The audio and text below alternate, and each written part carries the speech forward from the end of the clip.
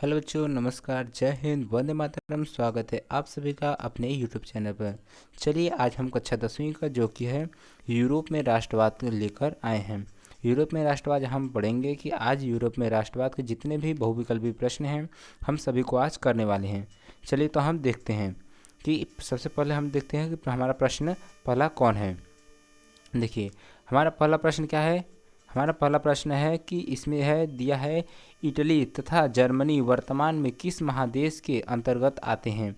जो हमारे इटली और जर्मनी है, इटली है और कौन है, जर्मनी, वर्तमान में किस महादेश में आते हैं। तो आपका ऑप्शन है ऑप्शन नंबर ए क्या है, उत्तरी अमेरिका।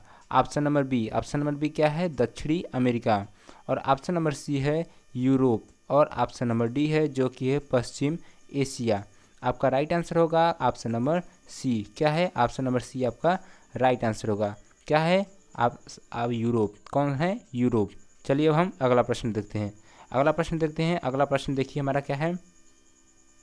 देखिए अगला प्रश्न है कि फ्रांस में किस शासन वंश की पुनः व्यवस्था वियना कांग्रेस द्वारा की गई थी। तो हमारा ऑप्शन है ऑप्शन नंबर ए जो कि है हैप्सबर्ग में। और दूसरा है ऑप्शन नंबर बी क्या है, आर्लिया वंश। और ऑप्शन नंबर सी है बुर्बो वंश। और ऑप्शन नंबर डी है जार शाही। तो आपका राइट आंसर क्या होगा, ऑप्शन नंबर सी जो कि है बुर्बो वंश। ये क्या है आपका राइट आंसर। फ्रांस, देखिए प्रश्न क्या है, फ्रांस में किस शासन वंश की पुनः स्थापना वियना कांग्रेस द्वारा की गई थी। यानी वियना कांग्रेस में किसकी स्थापना हुई थी, इसका पुनः दोबारा किया गया था, किसका, बुर्बो वंश का दोबारा किया गया था। चलिए अब अगला प्रश्न देखते हैं। अगला देखिए हमारा प्रश्न क्या है। अगला प्रश्न हमारा है कि मेजनी का संबंध किस संगठन से था। तो हमारा ऑप्शन है ऑप्शन नंबर ए क्या है, लाल सेना। ऑप्शन नंबर बी है कार्बोनरी। और ऑप्शन नंबर सी है क्या है, फिलिक हेटारिया। और ऑप्शन नंबर डी है जो कि है डायट। क्या है, डायट। तो आपका राइट आंसर क्या होगा, ऑप्शन नंबर बी क्या है, कार्बोनरी। मेजनी का संबंध किस संगठन से था, किससे था, कार्बोनरी से। चलिए अब आगे प्रश्न देखते हैं। आगे हमारा प्रश्न क्या है। अगला हमारा प्रश्न है कि हमारा अगला प्रश्न देखिए क्या है कि इटली एवं जर्मनी की एकीकरण, क्या है, जर्मनी के एकीकरण के विरुद्ध निम्न में से कौन था। इटली एवं जर्मनी के एकीकरण के विरुद्ध में निम्न में से कौन सा था। तो आपका ऑप्शन है ऑप्शन नंबर ए क्या है, इंग्लैंड है। ऑप्शन नंबर बी है क्या है, रूस है। और ऑप्शन नंबर सी है ऑस्ट्रिया है। और ऑप्शन नंबर डी है प्रसा है। तो आपका राइट आंसर क्या होगा, आपका राइट आंसर होगा ऑप्शन नंबर सी। क्या होगा, आपका राइट आंसर होगा। चलिए अब अगला प्रश्न देखते हैं। अगला प्रश्न देखिए हमारा क्या है। अगला प्रश्न हमारा है कि जो काउंट काबूर को विक्टर इमैनुअल के ने किस पद पर नियुक्त किया। तो आपका ऑप्शन है ऑप्शन नंबर ए क्या है, सेनापति है। ऑप्शन नंबर बी है फ्रांस में राजदूत के। और ऑप्शन नंबर सी है प्रधानमंत्री। और ऑप्शन नंबर डी है गृह मंत्री। तो आपका राइट आंसर क्या होगा, आपका राइट आंसर होगा ऑप्शन नंबर सी जो कि है क्या है, प्रधानमंत्री। जो काउंट काबूर थे किस पे को विक्टर इमैनुअल ने किस पद पर नियुक्त किया था, काउंट काबूर को क्या बनाया था, प्रधानमंत्री के पद पर क्या किया था, नियुक्त किया था। चलिए अब अगला प्रश्न देखते हैं। अगला प्रश्न देखिए हमारा क्या है। अगला प्रश्न क्या है कि गैरीबाल्डी पेशे से क्या था। जो गैरीबाल्डी था वो पेशे से क्या था। तो आपका ऑप्शन है ऑप्शन नंबर ए क्या है, सिपाही था। ऑप्शन नंबर बी क्या है, किसान था। ऑप्शन नंबर सी क्या है, जमींदार था। और ऑप्शन नंबर डी है जो कि नाविक था। तो आपका राइट आंसर क्या होगा, आपका राइट आंसर होगा ऑप्शन नंबर डी जो कि है नाविक था। जो गैरीबाल्डी क्या था, ये एक पेशे से क्या था, नाविक था। क्या था, नाविक था। अगला प्रश्न देखते हैं। अगला प्रश्न हमारा क्या कर रहा है कि जर्मनी, जो कि जर्मन राइन राज्य का निर्माण किसने किया था। जो जर्मन राइन राज्य था उसका निर्माण किसने किया था। आपका ऑप्शन है ऑप्शन नंबर ए जो है लुई 18वां ने। ऑप्शन नंबर बी है नेपोलियन बोनापार्ट ने। और ऑप्शन नंबर सी है नेपोलियन सेकेंड ने। और ऑप्शन नंबर डी है जो कि बिस्मार्क ने। तो आपका राइट आंसर क्या होगा, आपका राइट आंसर होगा ऑप्शन नंबर बी जो कि है नेपोलियन बोनापार्ट ने, जो कि जर्मन राइन राज्य का निर्माण किया था। चलिए हम अगला प्रश्न देखते हैं। अगला हमारा प्रश्न क्या है। देखिए जाल्वे राइन कैसी संस्था थी। जो जाल्वे राइन थी वो कैसी संस्था थी। आपका ऑप्शन है ऑप्शन नंबर ए क्रांतिकारियों की। ऑप्शन नंबर बी क्या है, व्यापारियों की, और ऑप्शन नंबर सी है जो कि है विद्वानों की, और ऑप्शन नंबर डी है पादरी एवं सामंतों की। क्या है ऑप्शन नंबर डी? क्या है? पादरी एवं सामंतों की। आपका राइट आंसर क्या होगा? आपका राइट आंसर होगा जालबेराइन किसकी संस्था थी? किसकी थी? व्यापारियों की। ऑप्शन नंबर बी जो कि है राइट आंसर हो जाएगा। क्या होगा? Option number B right answer होगा। चलिए अगला प्रश्न देखते हैं। अगला प्रश्न क्या है? देखिए, रक्त एवं लौह, क्या है? रक्त एवं लौह की नीति का अवलंबन किसने किया था? आपका ऑप्शन है ऑप्शन नंबर ए जो है मेजनी, ऑप्शन नंबर बी है हिटलर, और ऑप्शन नंबर सी है बिस्मार्क, और ऑप्शन नंबर डी है विलियम फर्स्ट ने।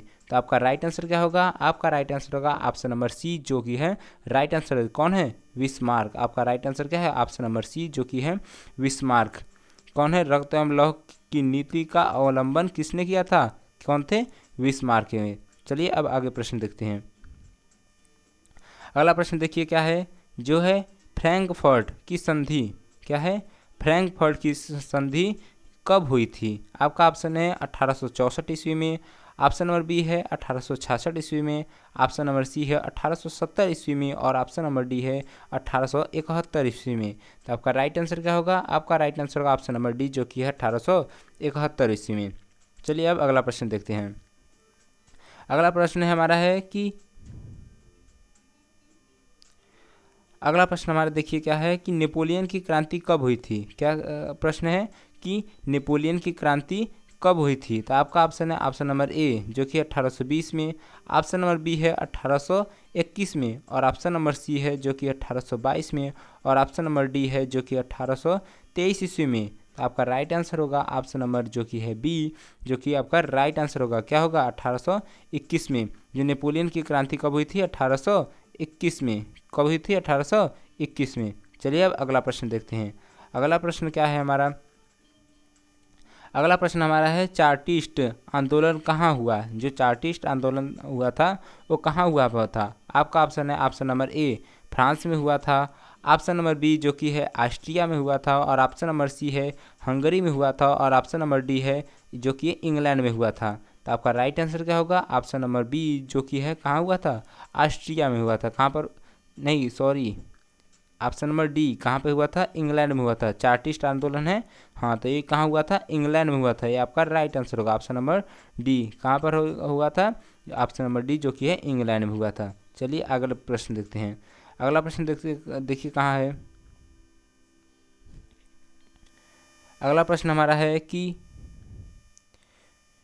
यूनान, क्या है? अगला प्रश्न हमारा है कि जो यूनान को एक स्वतंत्र राष्ट्र घोषित किया गया, जो यूनान को एक स्वतंत्र राष्ट्र घोषित किया था, कब किया गया था? 1835 में, 1832 ईस्वी में, 1842 ईस्वी में, और 1830 ईस्वी में। तो आपका राइट आंसर क्या होगा? आपका राइट आंसर होगा ऑप्शन नंबर बी जो कि 1832 ईस्वी में। किसको? यूनान को क्या किया था? एक स्वतंत्र राष्ट्र घोषित कर दिया गया था। किसको? यूनान को एक स्वतंत्र कब किया था? 1832 ईस्वी में। कब किया था? 1832 ईस्वी में। अगला प्रश्न देखते हैं। देखिए अगला प्रश्न हमारा क्या है? अगला प्रश्न हमारा है कि कार्बोनरी संगठन किस वर्ष हुआ? जो कार्बोनरी संगठन था वो किस वर्ष हुआ था? आपका ऑप्शन है ऑप्शन नंबर ए जो कि 1832 ईस्वी में, ऑप्शन नंबर बी है 1815 ईस्वी में, और ऑप्शन नंबर सी है 1810 ईस्वी में, और ऑप्शन नंबर डी है 1831 ईस्वी में। तो आपका राइट आंसर होगा ऑप्शन नंबर जो कि है बी, ऑप्शन नंबर सी। कौन है? 1810 ईस्वी में क्या हुआ था? कार्बोनरी संगठन किस वर्ष हुआ, यानी कौन सा संगठन हुआ था? यही संगठन हुआ था, कार्बोनरी संगठन हुआ था। अगला प्रश्न देखते हैं। चलिए अगला प्रश्न हमारा देखिए क्या है। अगला प्रश्न हमारा है कि एडियानोपुल की संधि कब हुई? जो एडियानोपुल की संधि थी और कब हुई थी? तो आपका ऑप्शन है ऑप्शन नंबर ए 1828 ईस्वी में, ऑप्शन नंबर बी है 1829 ईस्वी में, ऑप्शन नंबर सी है 1830 ईस्वी में, और ऑप्शन नंबर डी है जो कि है 1931 ईस्वी में। कि कब हुई थी? 1931 ईस्वी में। तो आपका राइट आंसर होगा, आपका right answer option number B जो कि है राइट आंसर होगा। क्या हुआ? 1829 ईस्वी में क्या हुआ था? एडियानोपुल की संधि हुई थी। चलिए अगला प्रश्न देखते हैं। अगला प्रश्न हमारा क्या है? अगला प्रश्न हमारा है कि एडियानोपुल की संधि किन दो देशों के बीच हुई थी? वो कौन कौन से देश थे जो कि एडियानोपुल और दो देशों के बीच में हुई थी? तो आपका ऑप्शन है ऑप्शन नंबर ए तुर्की और रूस, ऑप्शन नंबर बी है यूनान और पोलैंड, ऑप्शन नंबर सी है तुर्की और हंगरी, और ऑप्शन नंबर डी है हंगरी और यूनान। तो आपका राइट आंसर क्या होगा? आपका right answer option number A जो कि है तुर्की और रूस। तुर्की और रूस के बीच में कौन कौन सा संधि हुआ था? एडियानोपोल की संधि हुई थी। चलिए अब अगला प्रश्न देखते हैं। अगला प्रश्न हमारा है कि जो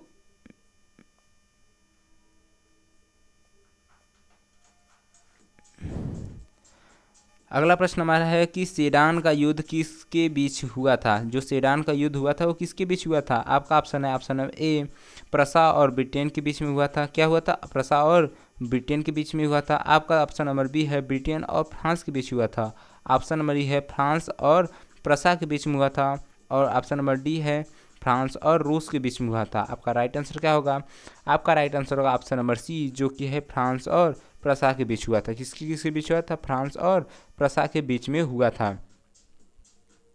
चलिए तब अगला प्रश्न देखते हैं। अगला प्रश्न हमारा क्या है? अगला प्रश्न हमारा है कि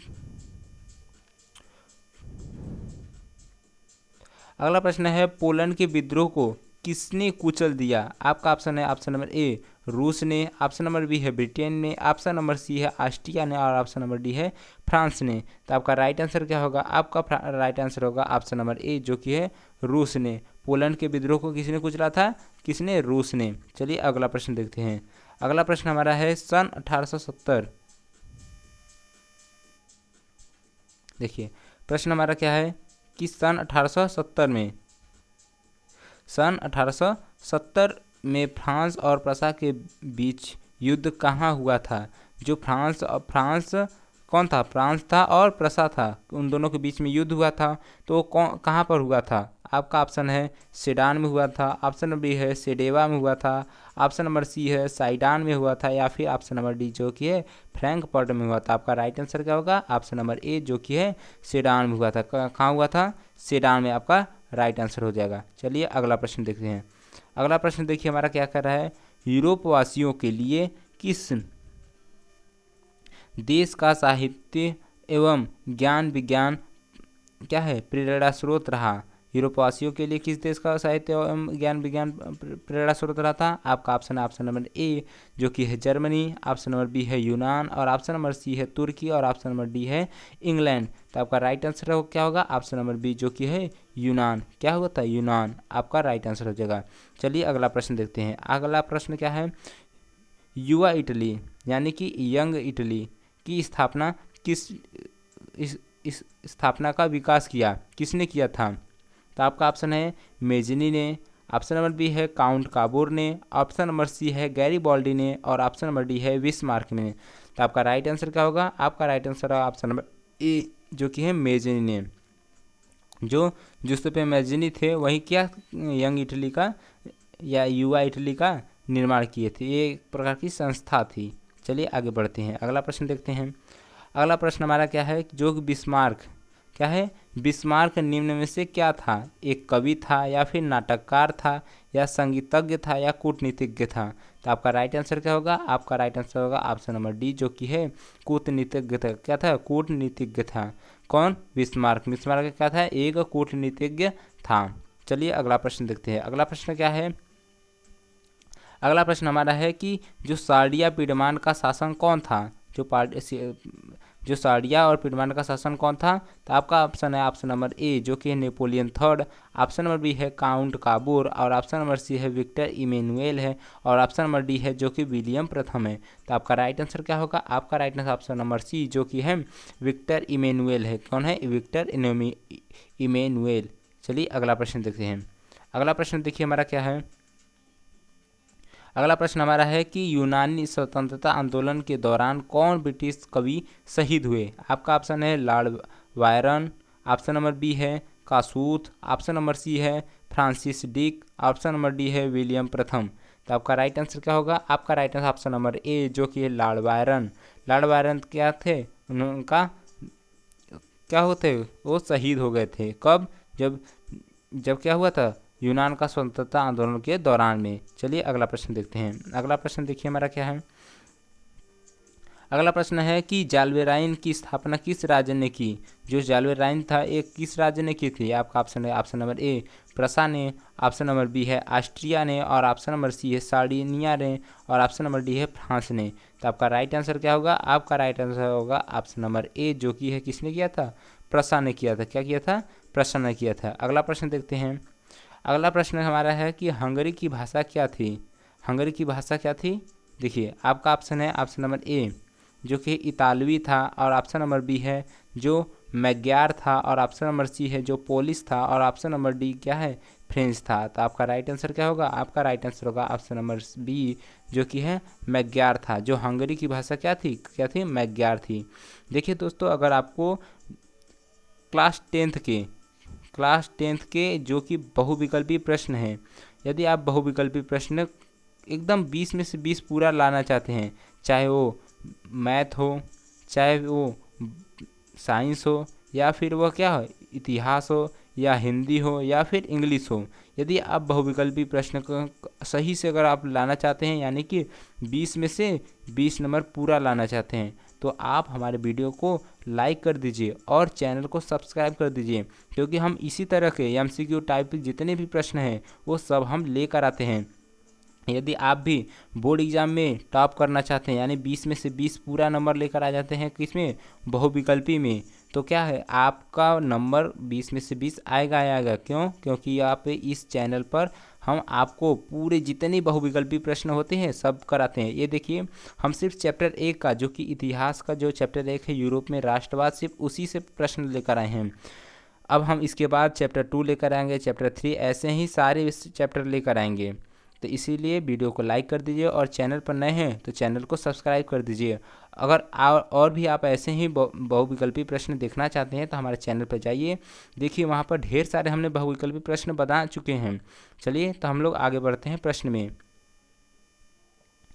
आगे प्रश्न क्या है। यूनान के स्वतंत्रता संग्राम, जो कि यूनान के स्वतंत्रता संग्राम पराजय हुई थी, किससे हुई थी। रूस की किससे। तुर्की की, या फिर यूनान की, या फिर फ्रांस की। जो यूनान के स्वतंत्रता संग्राम में किसकी पराजय हुई। किसकी हुई थी। रूस की हुई थी, कि तुर्की की हुई थी, या यूनान की, या फ्रांस की। तो आपका राइट आंसर क्या होगा। आपका right answer option number B, किसकी हुई थी। तुर्की की हुई थी। किसकी हुई थी। तुर्की। ये आपका राइट आंसर हो जाएगा। चलिए आगे बढ़ते हैं। अगला प्रश्न हमारा है कि जो मरियान किस देश के राष्ट्रीय प्रतीक था। जो मरियान था वो किस देश के राष्ट्रीय प्रतीक था। आपका ऑप्शन है ऑप्शन नंबर ए जो कि है फ्रांस है, ऑप्शन नंबर बी क्या है रूस है, ऑप्शन नंबर सी क्या है इटली है, और ऑप्शन नंबर डी है जर्मनी है। तो आपका राइट आंसर क्या होगा। आपका राइट आंसर होगा ऑप्शन नंबर ए जो कि है फ्रांस। ये आपका राइट आंसर हो जाएगा। चलिए आगे बढ़ते हैं। आगे हमारा प्रश्न है, प्रश्न क्या है, प्रश्न नंबर 30 क्या है, कह रहा है कि यूरोपीय सभ्यता का पालन किसने कहा था, किसे कहा जाता है। आपका ऑप्शन है ऑप्शन नंबर ए इटली को, ऑप्शन नंबर बी है फ्रांस को, ऑप्शन नंबर सी है हंगरी को, ऑप्शन नंबर डी है यूनान को। तो आपका राइट आंसर क्या होगा। आपका राइट आंसर होगा ऑप्शन नंबर डी जो कि है किसको, यूनान को। किसको कहा गया है, यूनान। यूरोपीय सभ्यता का पालन किसे कहा जाता है, किसे कहा जाता है, यूनान को कहा जाता है। चलिए अब अगला प्रश्न देखते हैं। अगला प्रश्न हमारा क्या है। अगला प्रश्न हमारा है कि एक्ट ऑफ यूनियन किस वर्ष पारित हुआ था।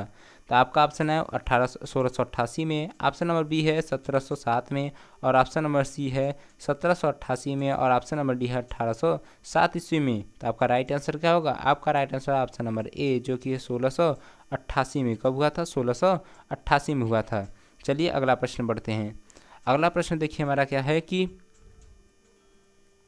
अगला प्रश्न है हमारा कि 1789 की फ्रांसीसी क्रांति के समय वहाँ किस राजवंश का शासन था। जो 1789 में फ्रांसीसी क्रांति के समय वहाँ किस राजवंश का शासन था। आपका ऑप्शन नंबर ट्यूडर का था, या फिर स्टुअर्ट का था, या फिर ऑप्शन नंबर सी जो क्या है बुर्बो वंश का था, या फिर रोमनो का था। तो क्या था आपका राइट आंसर क्या होगा। आपका right answer option number C जो कि है कौन था, बुर्बो वंश का शासन था। कब, 1789 में। किसका था, बुर्बो वंश का शासन था। चलिए आगे बढ़ते हैं। आगे क्या है कि अगला प्रश्न क्या है कि नेपोलियन की संहिता, जो नेपोलियन संहिता किस वर्ष लागू की गई थी, जो नेपोलियन की संहिता थी वो किस वर्ष लागू की गई? आपका ऑप्शन है 1789 ईस्वी में, ऑप्शन नंबर बी है 1791 ईस्वी में, और ऑप्शन नंबर सी है जो कि 1801 ईस्वी में, और ऑप्शन नंबर डी है जो कि 1804 ईस्वी में। तो आपका राइट आंसर क्या होगा? आपका right answer option number D जो कि 1804 ईस्वी में क्या हुआ था? नेपोलियन की संहिता लागू की गई थी। चलिए आगे बढ़ते हैं, आगे प्रश्न देखते हैं। अगला प्रश्न हमारा है कि जो जर्मनी की एकीकरण के लिए बिस्मार्क ने कितने युद्ध किए थे? जो जर्मनी के एकीकरण के लिए किसने युद्ध किए थे? बिस्मार्क ने किए थे। तो उन्होंने कितने युद्ध किए थे? आपका ऑप्शन है ऑप्शन नंबर ए 1 है, ऑप्शन नंबर बी है 2 है, और ऑप्शन नंबर सी है 3 है, और ऑप्शन नंबर डी है क्या? ऑप्शन नंबर डी है 4। कितना है? 4। तो आपका राइट आंसर क्या होगा? आपका right answer option number C जो कि है 3। कितने हैं? 3।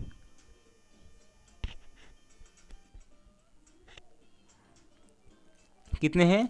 3 हैं। चलिए अब आगे बढ़ते हैं, आगे बढ़ते हैं। देखिए अगला प्रश्न क्या है, जो कि अगला प्रश्न हमारा है कि वियना कांग्रेस में कौन राष्ट्र सम्मिलित नहीं था? जो वियना कांग्रेस था उसमें कौन सा राष्ट्र सम्मिलित नहीं था? आपका ऑप्शन है ऑप्शन नंबर ए जो कि है ब्रिटेन, ऑप्शन नंबर बी है रूस, और ऑप्शन नंबर सी है फ्रांस, और ऑप्शन नंबर डी है जर्मनी। तो आपका राइट आंसर क्या होगा? आपका right answer option number D जो कि जर्मनी शामिल नहीं हुआ था। किसमें? वियना कांग्रेस में नहीं शामिल हुआ था। चलिए अगला प्रश्न देखते हैं। अगला प्रश्न हमारा क्या है?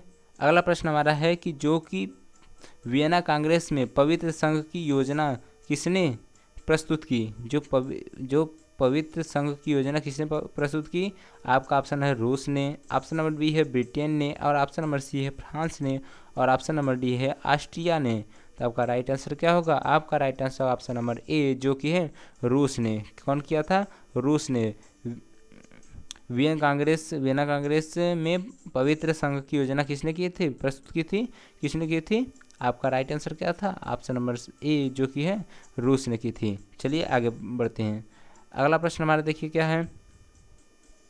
देखिए अब यही क्या हो, फिर से यही प्रश्न फिर से है, यंग इटली के संस्थापक कौन था? तो आपका ऑप्शन क्या है? जियोबर्टी है, ऑप्शन नंबर बी है काबूर है, और ऑप्शन नंबर सी है मेजनी, और ऑप्शन नंबर डी है गैरिबॉल्डी। दोस्तों अगर यदि आपको इस प्रश्न का आंसर आ रहा है तो आप हमें कमेंट में बताइए कि यह हमें आ रहा था। चलिए हम आगे बढ़ते हैं। ये आपको कमेंट में बताना है कि इसका आंसर क्या होगा, ए बी सी या डी। आपको राइट आंसर आपको इसमें कमेंट में लिखना है। चलिए हम आगे बढ़ते हैं। अगला देखिए हमारा प्रश्न क्या है।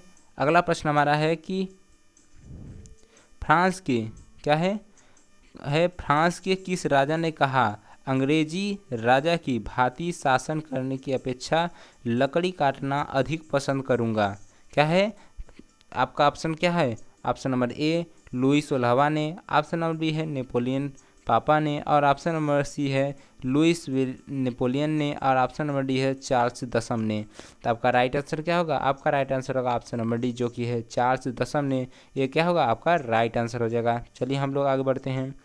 आगे हमारा अगला प्रश्न हमारा क्या है, देखिए ऑप्शन नंबर कौन है? प्रश्न नंबर 39। हम लोग कहाँ पे आ गए? 39 प्रश्न पे आ गए हैं। प्रशा का शासन कौन था?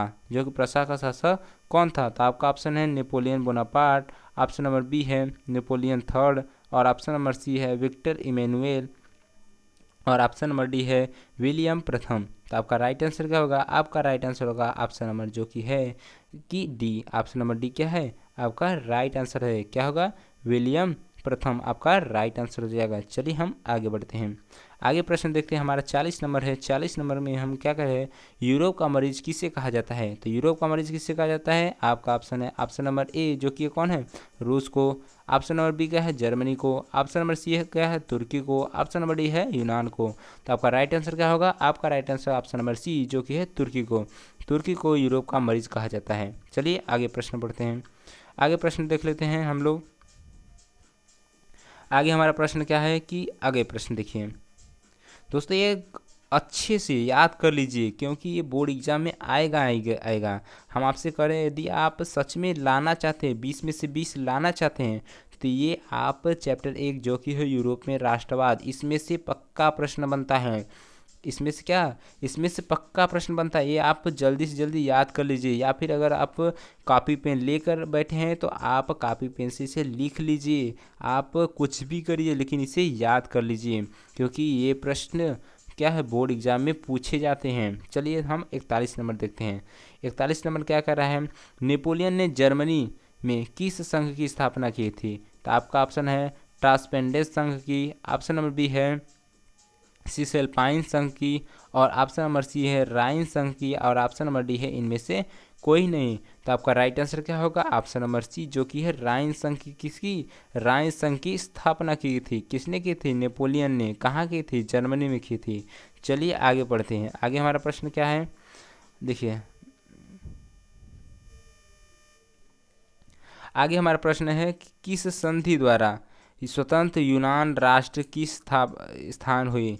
तो आपका क्या है, हमारा प्रश्न क्या है कि किस संधि द्वारा यूनान राष्ट्र की स्थापना हुई? तो आपका ऑप्शन है वियना की संधि द्वारा, ऑप्शन नंबर बी है कुस्तुतुनिया की संधि द्वारा, ऑप्शन नंबर सी है प्राग की संधि द्वारा, और ऑप्शन नंबर डी है एड्रिनल पुल की संधि द्वारा।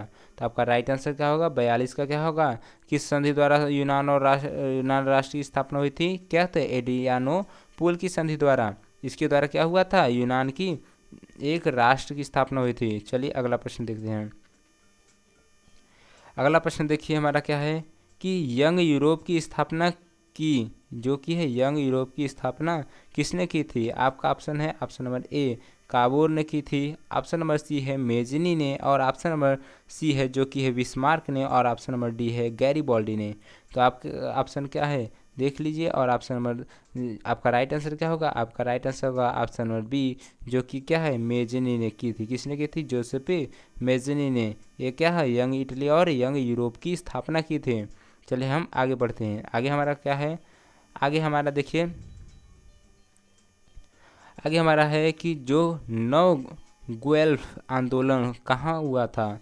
जो नव गुएल्फ आंदोलन हुआ था वो कहाँ पर हुआ था? आपका ऑप्शन है इटली में हुआ था, या फिर जर्मनी में हुआ था, या फिर फ्रांस में हुआ था, या फिर ब्रिटेन में हुआ था। तो आपका राइट आंसर क्या होगा, आपका राइट आंसर क्या होगा, आपका राइट आंसर होगा ऑप्शन नंबर जो कि है ए इटली में हुआ था। कौन क्या हुआ था, नौ गुएल्फ आंदोलन हुआ था। कहाँ पर हुआ था, इटली में हुआ था। चलिए हम आगे बढ़ते हैं। आगे देखिए हमारा प्रश्न क्या है, आगे हमारा प्रश्न है कि हमारा प्रश्न है कि जो मेटरनिक कौन था, जो मेटरनिक था वो कौन था? ऑस्ट्रिया का चांसलर था, या फिर प्रसा का चांसलर था, या फ्रांस का सम्राट था, या फिर रूस का जोर था। तो आपका राइट आंसर क्या होगा, आपका right answer option number A जो कि ऑस्ट्रिया का क्या था, चांसलर था। क्या था, चांसलर। कहाँ कौन था, मेटरनिक। मेटरनिक क्या था, जो कि ऑस्ट्रिया का क्या था, चांसलर था। चलिए आगे बढ़ते हैं। अगला प्रश्न देखते हैं कि अगला प्रश्न देखिए जो कि है हमारा क्या है, अगला प्रश्न है कार्बोनरी की स्थापना किस वर्ष हुई थी? जो कार्बोनरी की स्थापना हुई थी वो किस वर्ष हुई थी? आपका ऑप्शन है ऑप्शन नंबर ए जो कि है 1810 ईस्वी में, ऑप्शन नंबर बी क्या है 1815 ईस्वी में, ऑप्शन नंबर सी क्या है 1830 ईस्वी में, ऑप्शन नंबर डी क्या है 1848 ईस्वी में। तो आपका राइट आंसर क्या होगा, आपका राइट आंसर आपका ऑप्शन नंबर ए जो कि 1810 ईस्वी में किसका हुआ था, कार्बोनरी की स्थापना की गई थी। कब हुई थी, 1810 ईस्वी में। चलिए आगे प्रश्न पढ़ते हैं। आगे प्रश्न हमारा क्या है, आगे हमारा प्रश्न है कि देखिए आगे प्रश्न हमारा है कि 1830 की क्रांति के बाद जो फ्रांस में किस प्रकार का शासन स्थापित हुआ? तो आपका ऑप्शन है निरंकुश राजतंत्र, ऑप्शन नंबर बी है जो संघीय शासन व्यवस्था है, और ऑप्शन नंबर डी है गणराज्य, और ऑप्शन नंबर डी जो कि है संवैधानिक राजतंत्र। तो आपका राइट आंसर क्या होगा, आपका राइट आंसर होगा ऑप्शन नंबर ए जो कि क्या है, आपका right answer option number A जो कि क्या है निरंकुश राजतंत्र। क्या है, निरंकुश राजतंत्र। चलिए आगे बढ़ते हैं। आगे प्रश्न देखिए हमारा क्या है,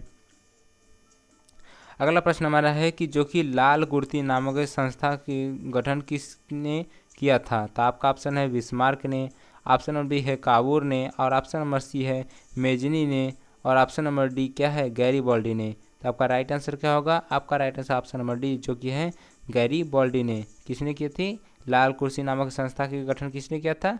जो कि गैरीबॉल्डी ने। चलिए आगे बढ़ते हैं, क्या है अगला प्रश्न देखते हैं। अगला प्रश्न हमारा क्या कर रहा है कि जो राष्ट्रवाद की अवधारणा का जन्म किस घटना से माना जाता है? जो राष्ट्रवाद की शुरुआत हुई थी कौन सी घटना के कारण से हुई थी? तो आपका ऑप्शन है ऑप्शन नंबर ए जो कि है पुनर्जागरण, ऑप्शन नंबर ए है धर्म सुधार आंदोलन, और ऑप्शन नंबर सी है गौरवपूर्ण क्रांति, और ऑप्शन नंबर डी है फ्रांस की क्रांति। तो आपका राइट आंसर क्या होगा? ऑप्शन नंबर ए जो कि है पुनर्जागरण। किसके? पुनर्जागरण। राष्ट्रवाद की अवधारणा की जन्म किस घटना से हुई थी? जो कि पुनर्जागरण। देखिए दोस्तों, इसमें हमें कन्फ्यूजन है, या फिर पुनर्जागरण है कि इसमें फ्रांस की क्रांति। हमको जहाँ तक लग रहा है फ्रांस की क्रांति से जो राष्ट्रवाद की अवधारणा जन्म हुई थी। तो आप देखिए, आप हमें ये बताइएंगे कि कमेंट में कि ये इसका राइट आंसर क्या होगा। इसका क्या होगा? ए होगा या बी होगा या सी होगा या डी होगा? क्या होता है आप हमें कमेंट में बताइए। चलिए हम आगे बढ़ते हैं। अगला प्रश्न देखिए क्या है हमारा कि रक्त और लौह की नीति किसने अपनाई थी? तो आपका ऑप्शन है ऑप्शन नंबर ए जो कि बिस्मार्क ने, ऑप्शन नंबर बी है फ्रेडरिक विलियम चतुर्थ ने, और ऑप्शन नंबर सी है विलियम प्रथम ने, और ऑप्शन नंबर डी है गैरीबॉल्डी ने। क्या है? ऑप्शन नंबर डी जो कि है गैरीबॉल्डी ने। तो आपका राइट आंसर क्या होगा? ऑप्शन नंबर ए जो कि है बिस्मार्क ने। किसने? बिस्मार्क ने। क्या किया? रक्त और लौह नीति किसने अपनाई थी? बिस्मार्क ने। चलिए दोस्तों, अब हम अगले वीडियो में मिलेंगे। तब तक आप हमारे वीडियो को लाइक कर दीजिए और कमेंट में बताइए कि वीडियो कैसी लगी। यदि आप ऐसे ही अगर और वीडियो चाहते हैं तो हमारे कमेंट में बता दीजिए, हम और ढेर सारे वीडियो बना देंगे। तब तक के धन्यवाद। जय हिंद, वंदे मातरम। चलिए धन्यवाद।